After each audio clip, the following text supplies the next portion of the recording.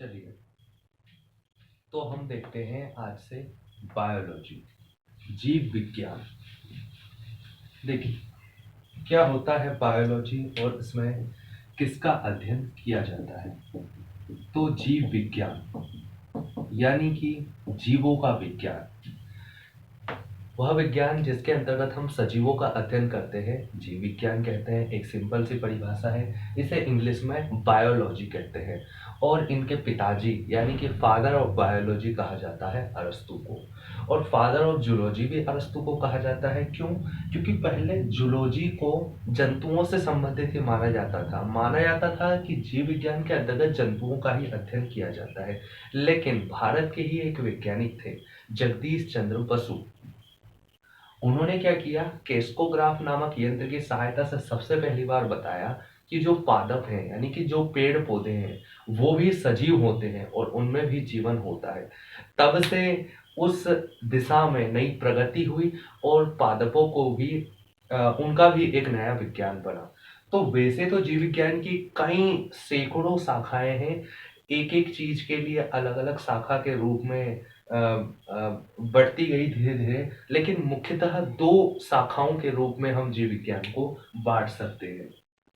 एक जिसमें हम जंतुओं का अध्ययन करते हैं उसे कहते हैं हम जंतु विज्ञान, जिसे इंग्लिश में कहते हैं या साइंटिफिक लैंग्वेज में हम कहते हैं जूलॉजी। और दूसरी जो शाखा है उसे हम कहते हैं पादप विज्ञान या वनस्पति विज्ञान। पादप यानी पेड़ पौधे, वनस्पति यानी पेड़ पौधे, पादप विज्ञान या बॉटनी।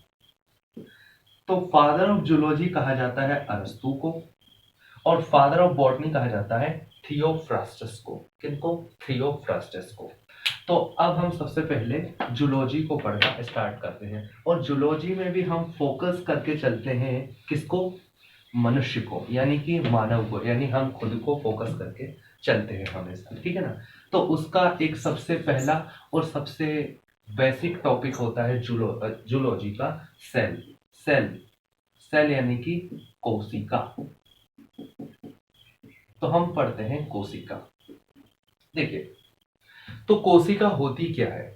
तो कोशिका जीवन की या सजीवों यानी कि उसमें चाहे पेड़ पौधे हों, जीव जंतु हों, चाहे वो सूक्ष्म जीव हों, प्रोकैरियोटिक हों, यूकैरियोटिक हों, सबके बारे में पढ़ेंगे आगे क्या होता है ये।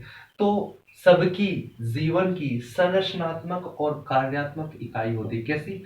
संरचनात्मक और कार्यात्मक इकाई होती है। तो संरचनात्मक इकाई होती है और कार्यात्मक इकाई का मतलब होता है यूनिट।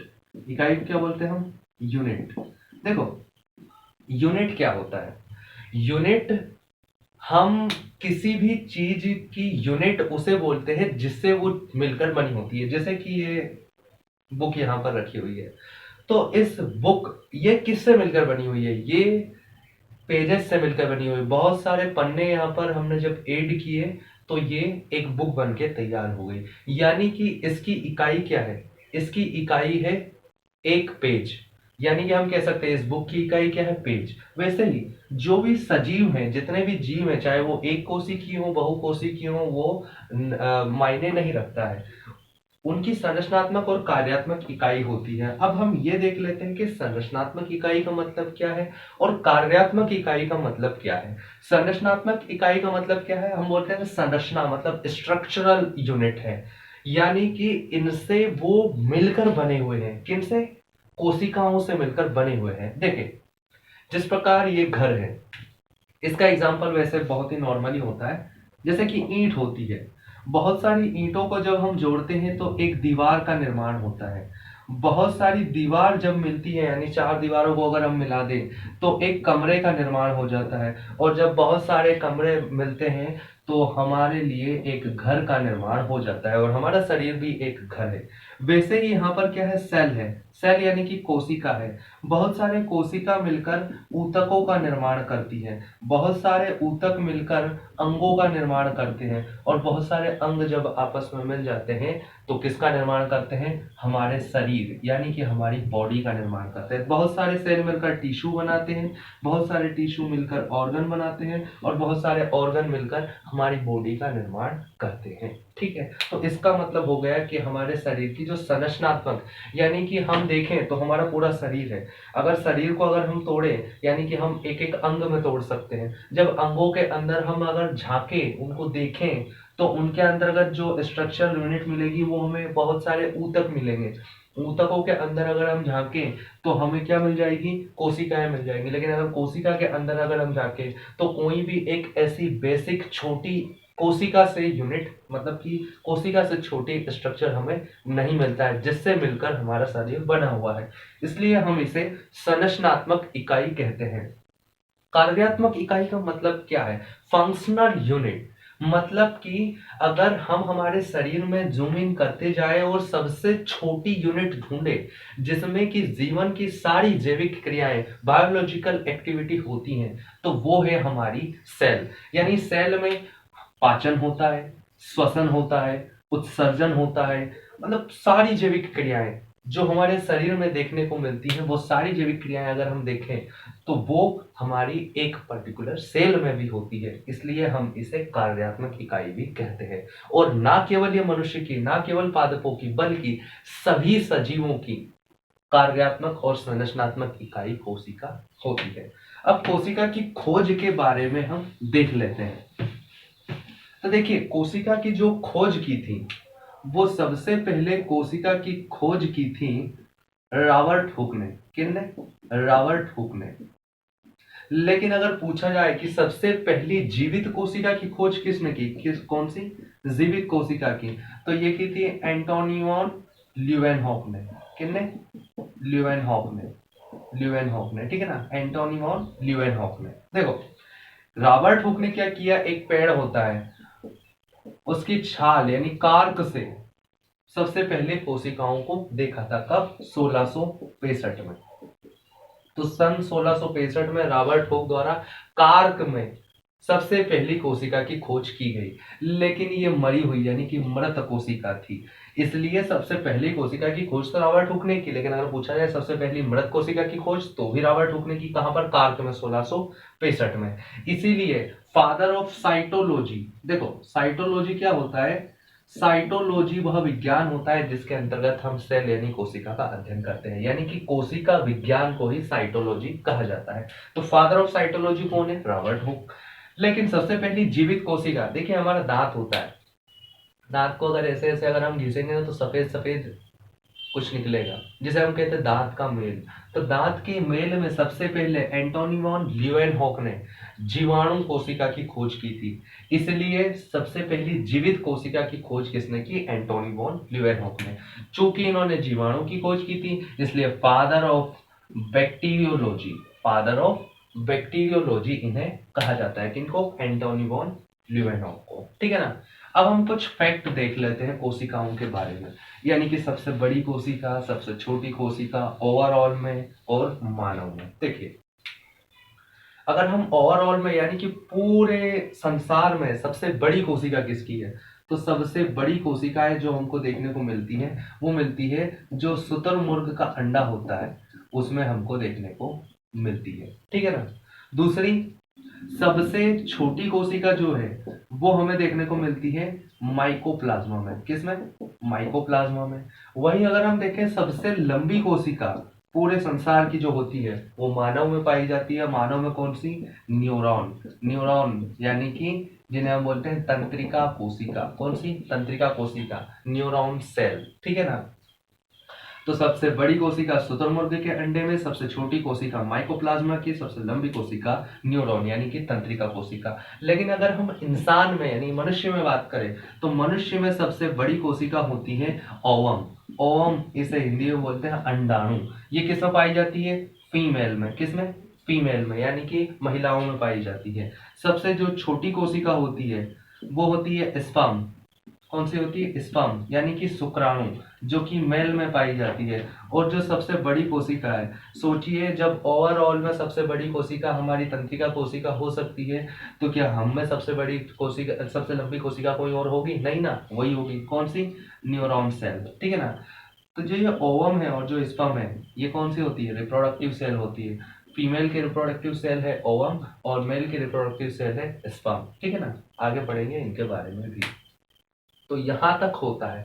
अब हम पार्ट वाइज, मतलब एक एक पार्ट लेंगे, कोशिका का एक एक भाग लेंगे और उनके बारे में पढ़ेंगे। उनका क्या मकसद है, उनका काम क्या है, उनकी खोज किसने की और वो कैसे बने हुए हैं, ठीक है। देखिए, तो अगर हम एक कोशिका को देखते हैं, ये केवल एक आउटलाइन डायग्राम है, कोई फिक्स डायग्राम नहीं है, जिसमें हम कॉम्बो यानी कि हम इसमें पादप कोशिका और जंतु कोशिका दोनों को ही मान के चल रहे हैं, ठीक है ना। उनके दोनों को ही मान के चल रहे हैं। देखिए, तो जो भी कोशिका होती है, कोई से भी कोशिका, वैसे कोशिका बहुत ही छोटी होती है जिसे हम अपनी आंखों से तो देख ही नहीं सकते। हमें माइक्रोस्कोप, बहुत ही छोटा, मतलब कि सूक्ष्म दर्शी से हमें देखना पड़ता है, तब जाके हमें कोशिका दिखाई देती है। तो सबसे ऊपरी जो परत होती है किसी भी कोशिका की, सबसे ऊपरी जो परत होती है, चाहे वो जीवाणुओं में हो, चाहे वो जंतुओं में हो, चाहे वो पादपों में हो, वो होती है प्लाज्मा मेम्ब्रेन, जिसे हम बोलते हैं सेल मेम्ब्रेन। क्या बोलते हैं? Cell membrane. हिंदी में बोलते हैं कोशिका झिल्ली। क्या बोलते हैं? कोशिका झिल्ली। यानी कि कोशिका के ऊपर जो झिल्ली है, जो परत है, उसे हम बोलते हैं कोशिका झिल्ली। प्लाज्मा मेम्ब्रेन क्यों? क्योंकि इसके अंदर प्लाज्मा भरा होता है, ठीक है ना। जो भी हो उसके बारे में आगे देखते हैं अभी हम। तो सबसे ऊपरी परत होती है कोशिका की, कौन? Plasma membrane. प्लाज्मा मेम्ब्रेन के बारे में देखो, एक दो चीजें हमें याद रखनी है। कौन सी? पहली चीज, यह प्रत्येक कोशिका को एक सुरक्षात्मक कवर प्रदान करती है, ठीक है ना, आवरण प्रदान करती है, ठीक है ना। तो क्या कवर प्रदान करती है? दूसरी चीज क्या है? यह एक अर्धपारगम्य झिल्ली की तरह कार्य करती है। अर्धपारगम्य झिल्ली की तरह, यानी कि सेमी परमिएबल मेम्ब्रेन की तरह कार्य करती है। यानी कि कौन सी चीज कोशिका के अंदर आएगी और कौन सी कोशिका के अंदर से बाहर जाएगी, उसका निर्धारण कौन करेगा? हमारी प्लाज्मा मेम्ब्रेन करेगी। साथ ही साथ ये बनी किसकी होती है? तो ये मुख्यतः तो प्रोटीन की बनी होती है, लेकिन इसमें लिपिड भी पाया जाता है। तो प्रोटीन और लिपिड की, लेकिन अगर एक शब्द में बोल रहा हूं तो प्लाज्मा मेम्ब्रेन प्रोटीन की बनी होती है, प्लाज्मा मेम्ब्रेन प्रोटीन की बनी होती है, ठीक है। वहीं दो वैज्ञानिक हैं, स्लाइडेन एंड स्वान, इन्होंने अपना फ्लूइड मोज़ेक मॉडल दिया था। किससे रिलेटेड? प्लाज्मा मेम्ब्रेन के स्ट्रक्चर से रिलेटेड। यानी कि प्लाज्मा मेम्ब्रेन कैसी बनी हुई है, किसकी बनी हुई है? तो फ्लूइड मोज़ेक मॉडल, यानी कि ऐसे ऐसे मोज़ेक की तरह प्रोटीन जमे हुए हैं और उसमें क्या है? लिपिड ऐसे फैला हुआ है। तो ये फ्लूइड मोज़ेक मॉडल, बस ये याद रखना, सिंगल तथा निकलसन का, सिंगल तथा निकलसन, क्या बोल दिया था? ठीक, सिंगल तथा निकलसन का फ्लूइड मोज़ेक मॉडल, ठीक है ना। किसके लिए दिया? प्लाज्मा मेम्ब्रेन के लिए दिया, ठीक है ना। तो ये चीजें याद रखनी है। दूसरा हम स्ट्रक्चर देखते हैं किसमें? कोशिका में। तो दूसरा स्ट्रक्चर होता है हमारा सेल वॉल। सेल वॉल क्या होता है? Cell wall. देखो, पादपों में क्या होता है कि जो ये कोशिका झिल्ली होती है, प्लाज्मा मेम्ब्रेन होती है, सेल मेम्ब्रेन होती है, इसके ऊपर एक कठोर परत पाई जाती है, जिसे हम बोलते हैं सेल वॉल। हिंदी में बोलते हैं कोशिका भित्ति। भित्ति मतलब होता है दीवार, दीवार की तरह कठोर। तो ये एक दीवार का काम करती है, एक सुरक्षात्मक आवरण प्रदान करती है। किनको? पादप कोशिकाओं में। क्यों? क्योंकि यह केवल पादप कोशिकाओं में पाई जाती है। तो जो सेल वॉल है वो कहां पर? केवल पादप कोशिकाओं में पाई जाती है। दूसरी बात, बनी किसकी होती है? बनी होती है सेल्यूलोज की। किनकी बनी होती है? तो सेल वॉल बनी होती है सेल्यूलोज की। सेल वॉल सेल्यूलोज की, एस से सेल वॉल, एस से सेल्यूलोज, ठीक है ना। तो सेल्यूलोज की बनी होती है कौन? हमारी सेल वॉल। लेकिन जो कुछ पादप हैं, जैसे कि जीवाणु है, तो जीवाणुओं में ये ग्लाइकॉन की बनी होती है। और जो कवक होते हैं, कवकों में, जिन्हें हम फंगी बोलते हैं, इनमें यह काइटिन की बनी होती है। बाकी सारे पादपों में सेल्यूलोज की बनी होती है। इसलिए पादपों की चाहे पत्तियां हो, जड़ हो, तने हो, उनमें सब में क्या पाया जाता है? सेल्यूलोज। क्या पाया जाता है? सेल्यूलोज, जो कि हम नहीं पचा सकते, ठीक है ना। तो सेल वॉल, और सेल वॉल जो होती है ये पारगम्य झिल्ली होती है, यानी कि कोई भी आए कोई भी जाए, इसे उससे मतलब नहीं होता है। लेकिन प्लाज्मा मेम्ब्रेन को मतलब होता है, ठीक है ना। तो ये हो गए इसके कवर, यानी कि ऊपर की परतें हो गई, सेल वॉल और सेल मेम्ब्रेन, सेल वॉल और सेल मेम्ब्रेन। अब हम इसके अंदर चलते हैं। तो अंदर हम एक प्रमुख अंग को देखते हैं सबसे पहले, जिसका नाम है माइटोकॉन्ड्रिया। क्या है? माइटोकॉन्ड्रिया। देखिए, माइटोकॉन्ड्रिया के बारे में अगर हम देखें तो एम लिखूंगा बस मैं, ठीक है ना। माइटोकॉन्ड्रिया, माइटोकॉन्ड्रिया के जो खोजकर्ता थे वो थे आल्टमैन। कौन थे? आल्टमैन। और इसका काम क्या है? श्वसन करना। श्वसन, श्वसन यानी कि जो हम यूं करते हैं ना, ये श्वसन नहीं है, ये ब्रीदिंग है। तो ब्रीदिंग अलग होता है, रेस्पिरेशन अलग होता है। रेस्पिरेशन हमारी सभी कोशिकाओं के अंदर माइटोकॉन्ड्रिया में होता है। कहाँ होता है? माइटोकॉन्ड्रिया में। तो ये श्वसन अंग है, किसका? कोशिका का, और हमारे शरीर का भी, ठीक है ना। तो कोशिकांग, वह कोशिकांग, कोशिका अंग, सेल ऑर्गन, मतलब सेल का भी ये क्या है? ऑर्गन है, जैसे हमारे अंग, ठीक है ना, वैसे ही कोशिका का अंग है ये। तो श्वसन अंग है कोशिका का। और श्वसन के दौरान क्या होती है? ऊर्जा उत्पन्न होती है। तो कोशिका का पावर हाउस यानी कि ऊर्जा गृह किसे कहा जाता है? माइटोकॉन्ड्रिया को कहा जाता है। और माइटोकॉन्ड्रिया द्विझिल्ली युक्त होता है, और इसकी जो आंतरिक झिल्ली होती है उसे हम क्या कहते हैं? क्रिस्टी कहते हैं। और ये माइटोकॉन्ड्रिया, इसके अलावा जो क्या बोलते हैं, क्लोरोप्लास्ट होता है। माइटोकॉन्ड्रिया और क्लोरोप्लास्ट, ये दो ऐसे कोशिकांग हैं जिनमें कि डीएनए पाया जाता है। डीएनए पाया जाता है का मतलब क्या है? आगे हम पढ़ेंगे कि डीएनए केवल केंद्रक यानी न्यूक्लियस में ही पाया जाता है, लेकिन माइटोकॉन्ड्रिया और पादपों में पाया जाता है क्लोरोप्लास्ट। ये दो ऐसे कोशिकांग हैं जिनमें कि डीएनए पाया जाता है, मतलब ये अपवाद स्वरूप है, अलग, ठीक है ना। अब देखो, ऑल्टमैन कैसे याद रख सकते हैं हम? एनर्जी यानी कि ऊर्जा लेने के लिए क्या करते हैं? रोटी खाते हैं। रोटी कैसे बनी होती है? आटे से। तो आटा ऑल्ट, आटा ऑल्ट, तो आप उससे थोड़ा रिलेट कर सकते हैं कि आटे से ऑल्ट। मैंने तो ऐसे ही याद किया, ठीक है। आगे हम दूसरा कोशिकांग देखते हैं। तो माइटोकॉन्ड्रिया के बाद हम देखते हैं गोल्गी बॉडी। क्या देखते हैं? Golgi body. तो गोल्गी बॉडी की खोज की थी कैमिलो गोल्जी ने, और उन्हीं के नाम पर इसका नाम रख दिया गोल्गी बॉडी, ठीक है ना। तो गोल्गी बॉडी का काम क्या है? परिवहन, यानी कि एक जगह से दूसरी जगह किसी भी चीज को ले जाना है तो उसका वो कौन काम करेगा? वो गोल्गी बॉडी करेगा। कौन? गोल्गी बॉडी, ठीक है ना। इसके बाद हम देखते हैं वैक्यूल्स। वैक्यूल्स, वैक्यूल्स, इनको हिंदी में बोलते हैं रिक्तिका। क्या बोलते हैं? रिक्तिका। यह पादप कोशिकाओं में बड़े आकार की होती है और बीच में पाई जाती है। मतलब अगर हम पादप कोशिका को जब देखते हैं ना, तो सबसे बड़ा बीच में आपको देखने को मिलेगा वैक्यूल। लेकिन जंतु कोशिकाओं में ये छोटे छोटे आकार की होती है।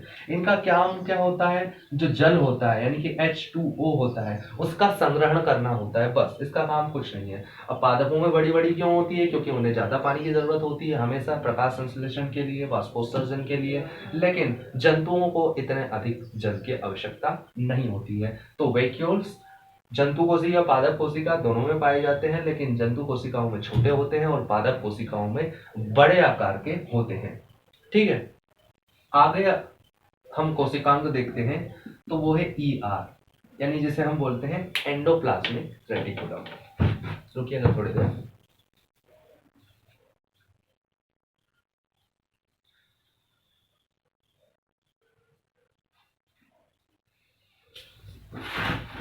किसको देखते हैं? ER, यानी कि एंडोप्लाज्मिक रेटिकुलम। इसे हिंदी में बोलते हैं अंतःप्रदवी जालिका। क्या बोलते हैं? अंतःप्रदवी जालिका।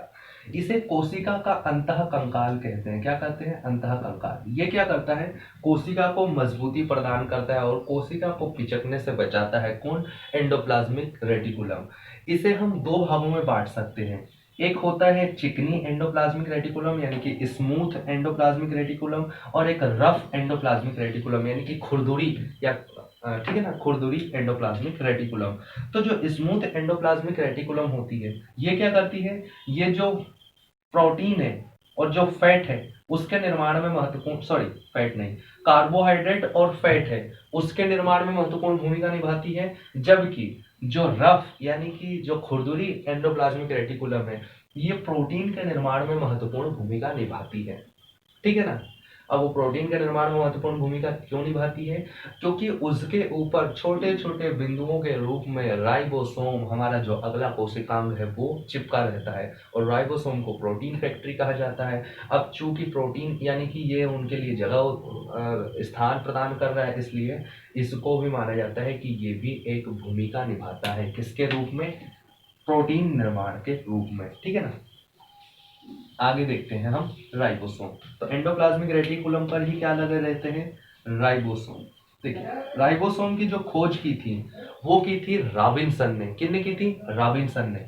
तो रॉबिन्सन ने राइबोसोम की खोज की थी और इसे प्रोटीन फैक्ट्री भी कहा जाता है। प्रोटीन फैक्ट्री भी कहा जाता है। ठीक है ना। अब प्रोटीन फैक्ट्री क्यों कहा जाता है? क्योंकि यहाँ पर प्रोटीन का निर्माण होता है और उसमें R N A, T R N A और एम आर एन ए की क्या भूमिका होती है, ये हम आर एन ए में देखेंगे। ठीक है ना। किस प्रकार ये तीनों आर एन ए मिलकर राइबोसोम, ये सभी चारों मिलकर किस प्रकार एक प्रोटीन का निर्माण करते हैं।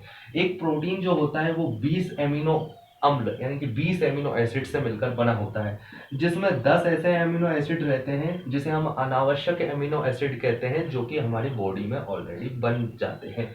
लेकिन 10 ऐसे एमिनो एसिड होते हैं जो हमारी बॉडी में नहीं बनते हैं, जिसे हम आवश्यक एमिनो एसिड कहते हैं।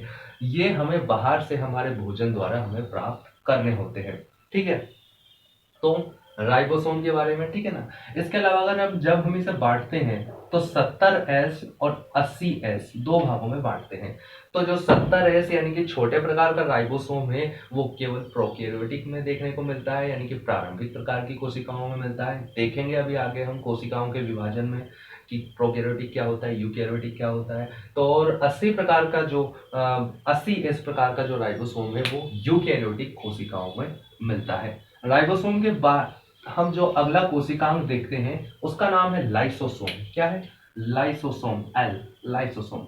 लाइसोसोम की जो खोज की है वो की थी डी डुवे ने। किसने? डी डुवे ने। ठीक है ना।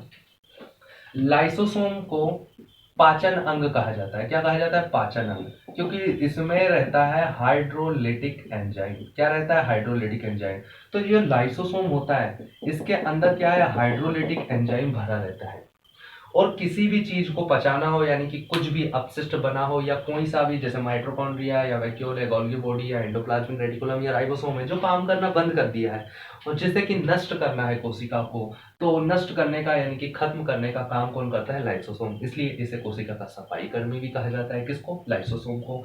और इसमें हाइड्रोलिटिक एंजाइम होता है, लेकिन कभी कभी किसी कारणवश जब ये लाइसोसोम फट जाता है, यानी कि इसकी झिल्ली फट जाती है, तो यह हाइड्रोलिटिक एंजाइम पूरी कोशिका में फैल जाता है और पूरी कोशिका को ही नष्ट कर देता है, पचा डालता है। तो इसलिए इसे क्या कहा जाता है? सुसाइड बैग ऑफ सेल या एटम बम कहा जाता है, यानी कि आत्महत्या की थैली। किसे कहा जाता है? लाइसोसोम को। सुसाइड बैग लाइसोसोम को, एटम बम लाइसोसोम को। क्यों? क्योंकि ये निपटा डालता है पूरी कोशिका को। ठीक है ना। तो पाचन अंग के रूप में लाइसोसोम कार्य करता है। डी डुवे ने इसकी खोज की थी। अगला जो हम कोशिकांग देखते हैं वो है सेंट्रोसोम। कौन है? सेंट्रोसोम, जो कि केवल जंतु कोशिका में पाया जाता है, पादप कोशिकाओं में इसकी जगह सेल प्लेट पाया जाता है। कौन? Cell plates. ठीक है ना। तो सेंट्रोसोम की जो खोज की थी वो की थी टी बोवेरी ने। किसने? टी बोवेरी ने। ये क्या करता है? ये जो कोशिका विभाजन होता है, यानी कि जो सेल डिवीजन होता है, उसमें महत्वपूर्ण भूमिका निभाता है। नलिका रूपी होता है ये। ठीक है ना। सेंट्रोसोम। और किसमें? कोशिका विभाजन में महत्वपूर्ण भूमिका निभाता है। इसके आगे जब हम देखते हैं तो हम कौन सा कोशिकांग देख सकते हैं? हम देखते हैं प्लास्टिड। क्या देखते हैं? प्लास्टिड। प्लास्टिड को हिंदी में बोलते हैं लवक। तो यहाँ पर 3 प्रकार के प्लास्टिड मिलते हैं हमको, यानी कि लवक देखने को मिलते हैं। कहाँ पर? केवल पादप कोशिकाओं में। ये ऐसा कोशिकांग है जो केवल पादप कोशिकाओं में पाया जाता है, यानी कि प्लांट सेल्स में पाया जाता है। यह एनिमल सेल में आपको देखने को नहीं मिलेगा। तो पहला होता है क्लोरोप्लास्ट। क्लोरोप्लास्ट। क्लोरोप्लास्ट। ठीक है ना। क्लोरोप्लास्ट इसे हिंदी में बोलते हैं हरित लवक। क्या बोलते हैं? हरित लवक। दूसरा होता है ल्यूकोप्लास्ट। क्या बोलते हैं? ल्यूकोप्लास्ट। ल्यूकोप्लास्ट इसे बोलते हैं हम अवर्णी लवक। क्या बोलते हैं हिंदी में? अवर्णी लवक। और तीसरा होता है क्रोमोप्लास्ट। क्या होता है? क्रोमोप्लास्ट, जिसे हम बोलते हैं वर्णी लवक, यानी कि। ठीक है ना। तो क्लोरोप्लास्ट को देखते हैं। क्लोरोप्लास्ट जो होता है यह पादप कोशिका का सबसे बड़ा कोशिकांग होता है, यानी कि पादप प्लांट सेल का सबसे बड़ा सेल ऑर्गन कौन सा होता है? क्लोरोप्लास्ट होता है। फिर सबसे छोटा कौन सा होता है? राइबोसोम। तो जो राइबोसोम होता है वो पादप कोशिका और जंतु कोशिका दोनों का ही सबसे छोटा कोशिकांग होता है, जबकि प्लांट सेल में सबसे बड़ा कोशिकांग क्लोरोप्लास्ट होता है। वहीं जंतु कोशिकाओं में यानी एनिमल सेल में सबसे बड़ा जो कोशिकांग होता है वो न्यूक्लियस होता है, जो कोशिका के बीचों बीच देखने को हमें मिलता है। क्लोरोप्लास्ट का काम क्या है? क्लोरोप्लास्ट का काम है पादपों की जो भी हरी कोशिकाएं, देखो नाम से स्पष्ट है, हरित, हिंदी में स्पष्ट है, इंग्लिश में ठीक है। क्लोरोप्लास्ट, क्लोरोप्लास्ट क्या होता है? जितनी भी कोशिका के हरे भाग है, चाहे वो पत्तियां हो, चाहे कुछ पौधों में तने भी हरे होते हैं, तो वहां पर ये पाया जाता है और यह हरा रंग प्रदान करता है, साथ ही साथ फोटोसिंथेसिस यानी प्रकाश संश्लेषण का कार्य करता है और भोजन निर्माण करता है। किसके लिए? हमारे लिए भी और पादपों के लिए भी। उसके बाद क्या होता है? ल्यूकोप्लास्ट। ल्यूकोप्लास्ट क्या होता है? यहाँ पर जो भोजन बना है, यहाँ पर भोजन बना है उसका संग्रहण करने का काम ये करता है। क्या बोलता है? भोजन संग्रहण करता है ये। तो अवर्णी लवक यानी कि ये कोई कलर का नहीं होता है, कोई रंगहीन होता है ये, ठीक है ना। यानी कि जो भी जड़ें होती हैं, जो भी फल होते हैं, उनमें जो भोजन का संग्रहण होता है वो ल्यूकोप्लास्ट, उनमें यानी कि कौन सा एक कोशिकांग पाया जाता है? ल्यूकोप्लास्ट पाया जाता है, जो कि भोजन का संग्रहण का कार्य करता है। जबकि जो क्रोमोप्लास्ट है ये रंग प्रदान का कार्य करता है, यानी कि जो भी हमारे फूल हैं, अलग अलग कलर के फूल होते हैं, खूबसूरत खूबसूरत, और बीजों का भी कलर अलग अलग होता है, और जो हमारे फल होते हैं उनका भी कलर अलग अलग होता है। तो जो भी कलरफुल चीज है पौधों में पाई जाती है वो क्रोमोप्लास्ट की बदौलत होती है। किसकी? क्रोमोप्लास्ट की। इसके कुछ एग्जाम्पल भी हम देख सकते हैं। कौन कौन से? एक हम देख सकते हैं लाइकोपिन। क्या बोलते हैं? लाइकोपिन, ठीक है ना। बीटानिन, लाइकोपिन, बीटानिन, ज़ैंथोफिल, ज़ैंथोफिल, ठीक है ना, और केरोटीन।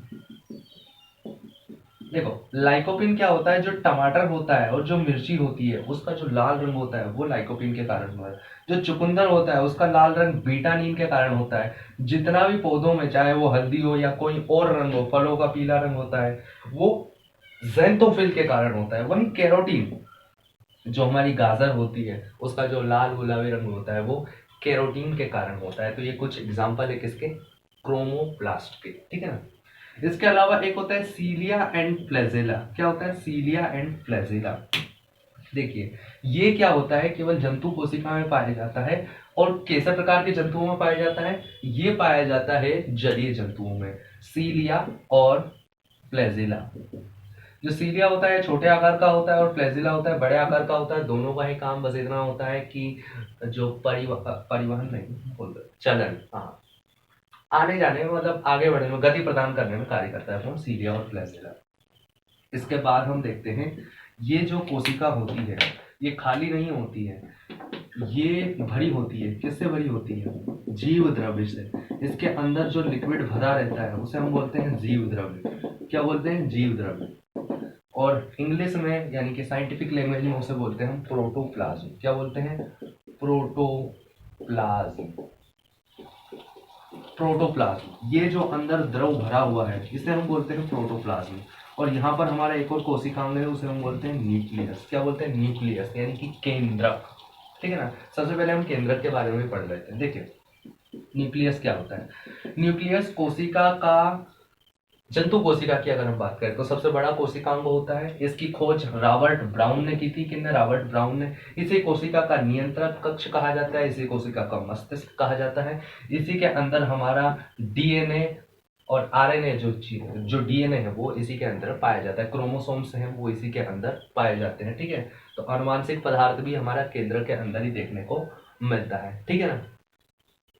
तो अब हम देखते हैं प्रोटोप्लाज्म के बारे में। देखिए प्रोटोप्लाज्म क्या होता है? जीव द्रव्य जिसे हिंदी में कहते हैं, इसकी जो खोज करता है वो है, क्या बोलते हैं, पुरकिंजे। पुरकिंजे, तो इसके जो खोज करता है वो पुरकिंजे है। पुरकिंजे ने इसे जीव द्रव्य यानी प्रोटोप्लाज्म नाम दिया। क्यों? क्योंकि यह जीवन का आधार है।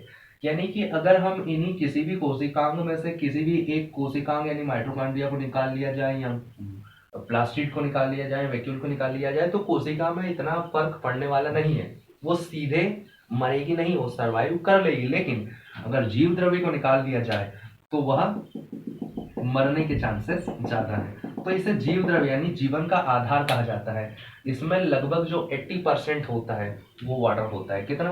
80% जल होता है, यानी कि हमारे जीवन का आधार क्या है? जल। तो इसमें जल रहता है, प्रोटीन होते हैं, लिपिड होते हैं, ग्लूकोज होता है, एंजाइम्स, हार्मोन्स सब इसमें भरे होते हैं, बहुत सारा। ठीक है ना। तो प्रोटोप्लाज्म को भी हम आगे चलकर फिर से दो भागों में बांट सकते हैं। वो दो भाग कौन कौन से हैं? एक तो होता है कोशिका द्रव्य, ये कोशिका द्रव्य यानी कि जो ये प्लाज्मा मेम्ब्रेन है और ये जो न्यूक्लियस मेम्ब्रेन है, इसके बीचों बीच जो भी भरा हुआ है ये, उसे हम बोलते हैं कोशिका द्रव्य। कोशिका द्रव्य या फिर उस जो भी वो क्या बोलते हैं उसे हम साइटोप्लाज्म। साइंटिफिक नेम क्या है? साइटोप्लाज्म। क्या बोलते हैं? साइटोप्लाज्म। कोशिका को क्या बोलते हैं हम? साइटो, इसलिए हम उसके अध्ययन को क्या बोलते हैं? साइटोलॉजी। वैसे ही हम इस जो भी प्लाज्मा मेम्ब्रेन और केंद्रक यानी कि न्यूक्लियर मेम्ब्रेन के बीच में जो भरा रहता है उसे हम क्या बोलते हैं? साइटोप्लाज्म। और न्यूक्लियस के अंदर जो भरा हुआ है उसे हम क्या बोलते हैं? न्यूक्लियोप्लाज्म। न्यूक्लियोप्लाज्म, ठीक है ना, न्यूक्लियोप्लाज्म। तो साइटोप्लाज्म, न्यूक्लियोप्लाज्म, साइटोप्लाज्म, न्यूक्लियोप्लाज्म, ठीक है ना। किसके पार्ट हैं? प्रोटोप्लाज्म के। प्रोटोप्लाज्म को जीव द्रव्य कहते हैं, साइटोप्लाज्म को कोशिका द्रव्य कहते हैं, न्यूक्लियोप्लाज्म को केंद्रक द्रव्य कहते हैं। ये खोज किसने की थी? पुरकिंजे ने। क्या काम है? काम है इसका जीवन का आधार, यानी कि जो भी एक्टिविटी है, जैसे कि गोल्गी बॉडी एक जगह से दूसरी जगह जाएगी, कैसे जाएगी? प्रोटोप्लाज्म में तैरते हुए। एक जगह से दूसरी जगह किसी भी चीज को पहुंचाना हो, परिवहन करना हो, उत्सर्जन करना हो, वो कैसे करेगी? जीव द्रव्य की मदद से करेगी। इसलिए जीव द्रव्य का होना बहुत ही जरूरी हो जाता है, ठीक है ना। तो इसी के साथ हमारे सारे कोशिकांग होते हैं अलग अलग करके। सबसे पहले हमने पढ़ा किसके बारे में? सबसे पहले हमने पढ़ा प्लाज्मा मेम्ब्रेन के बारे में, ठीक है ना, सबसे बाहरी परत होती है। उसके बाद हमने सेल वॉल के बारे में पढ़ा, ठीक है ना, कठोर होती है, केवल पादपों में पाई जाती है। फिर माइटोकॉन्ड्रिया के बारे में, कोशिका का ऊर्जा ग्रह कहा जाता है, ठीक है ना, गोल्गी बॉडी का जो परिवहन करता है, वैक्यूल्स का जो कि जल संग्रहण करता है, एंडोप्लाज्मिक रेटिकुलम का जो 2 प्रकार का होता है, कंकाल कहलाता है, राइबोसोम का जो प्रोटीन निर्माण करता है, प्रोटीन फैक्ट्री कहलाता है, लाइसोसोम का जिसे एटम बम कहते हैं, पाचन का कार्य करता है, सेंट्रोसोम का जो कि कोशिका को विभाजन करता है, केवल जंतु कोशिका में पाया जाता है, प्लास्टिड का जो 3 प्रकार का होता है जिसमें क्लोरोप्लास्ट भी होता है, ल्यूकोप्लास्ट भी होता है और क्रोमोप्लास्ट भी होता है, केवल पादप कोशिकाओं में पाया जाता है, सीलिया और फ्लैजिला जो कि एनिमल सेल्स में पाया जाता है, न्यूक्लियस जो कि दोनों कोशिकाओं में पाया जाता है, कोशिका का मस्तिष्क नियंत्रक कक्ष होता है। रॉबर्ट ब्राउन ने इसकी खोज की थी। वही कोशिका की खोज किसने की थी? रॉबर्ट हुक ने। तो रॉबर्ट ब्राउन, रॉबर्ट हुक। देखिए यहाँ पर कंफ्यूजन से बचने के लिए आप छोटी सी ट्रिक याद रख सकते हैं। देखिए कोशिका बड़ी है, केंद्रक छोटा है। केंद्रक एक सेल ऑर्गन है, न्यूक्लियस एक सेल ऑर्गन है, उसके अंदर पाया जाता है। तो कोशिका बड़ी है।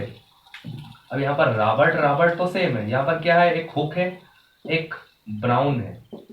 रॉबर्ट हुक है, ब्राउन है। तो जो कोशिका है वो बड़ी है, कोशिका जो शब्द है वो बड़ा है, और जो न्यूक्लियस है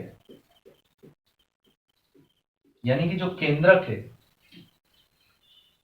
वो शब्द छोटा है।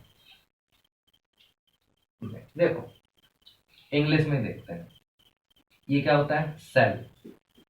ये क्या होता है? न्यूक्लियस।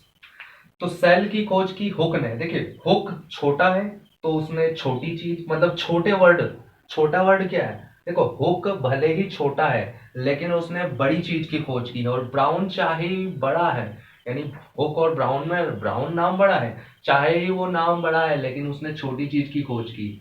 या फिर अगर आप डायरेक्ट लिखना चाहें तो हुक छोटा है, छोटा वर्ड कौन सा है? न्यूक्लियस और सेल में सेल की खोज की।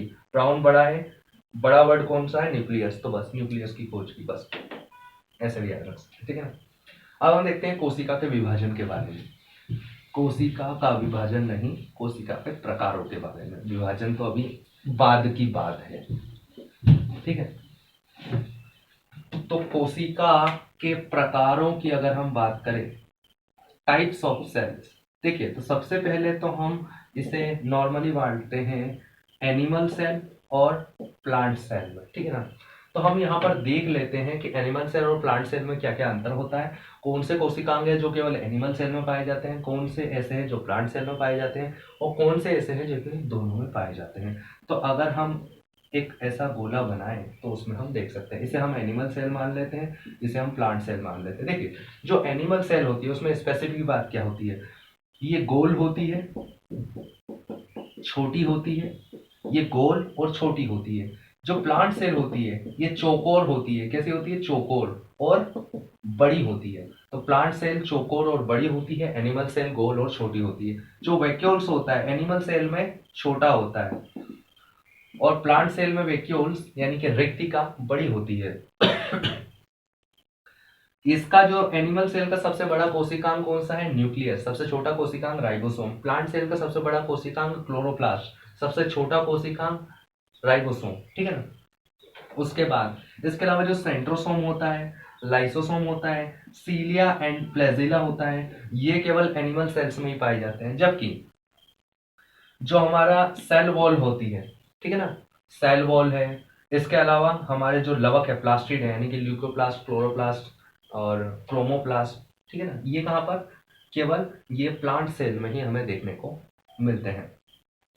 जबकि इसके अलावा जो माइटोकॉन्ड्रिया हो गया, गोल्गी बॉडी हो गया, न्यूक्लियस हो गया, सेल मेम्ब्रेन हो गई, ठीक है ना, तो ये जो बाकी के कोशिकांग बचते हैं ये हमें दोनों में ही देखने को मिलते हैं। ठीक है ना। तो ये एक प्रकार हो गया। दूसरा हम इसे बांट सकते हैं प्रोकैरियोटिक और यूकैरियोटिक में। किन में? प्रोकैरियोटिक और यूकैरियोटिक में। तो एक कोशिका को हम बांटते हैं प्रोकैरियोटिक में और दूसरा होता है यूकैरियोटिक में। देखिए कि ये क्या होता है। प्रोकैरियोटिक जो कोशिकाएं होती हैं ये प्रारंभिक प्रकार की कोशिकाएं होती हैं, यानी कि प्रारंभ में जिन कोशिकाओं का निर्माण हुआ था उन्हें हम क्या कहते हैं? प्रोकैरियोटिक कोशिकाएं। ये प्रारंभिक प्रकार की है। जहां भी प्रो शब्द लगा रहता है ना उसका मतलब होता है पुराना, हिंदी में मतलब साइंस में। यूकैरियोटिक मतलब कि जो अभी नई या विकसित कोशिकाएं हैं वो है। ठीक है ना।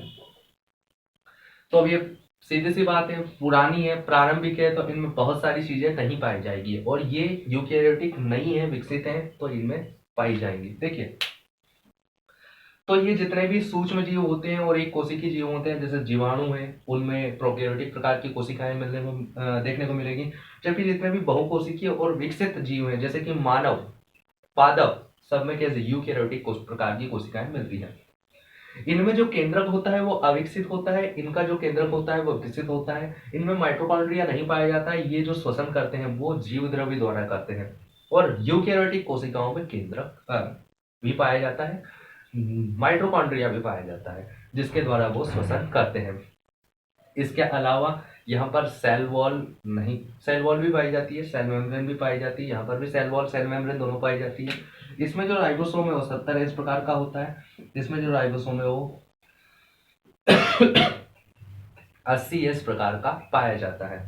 ठीक है ना। तो यही अंतर है मुख्यतः प्रोकैरियोटिक यूकैरियोटिक में। इसके आगे हम कोशिका में क्या क्या देखने वाले हैं, क्रोमोसोम्स पढ़ेंगे, न्यूक्लिक एसिड के बारे में पढ़ेंगे। उसके बाद हम क्या पढ़ेंगे, कोशिका का विभाजन पढ़ेंगे, जिसमें हम असूत्री, समसूत्री, अर्धसूत्री सभी के बारे में पढ़ेंगे। उसके बाद हम नए टॉपिक की ओर जाएंगे। ठीक है ना। तो अभी आज के लिए इतना ही।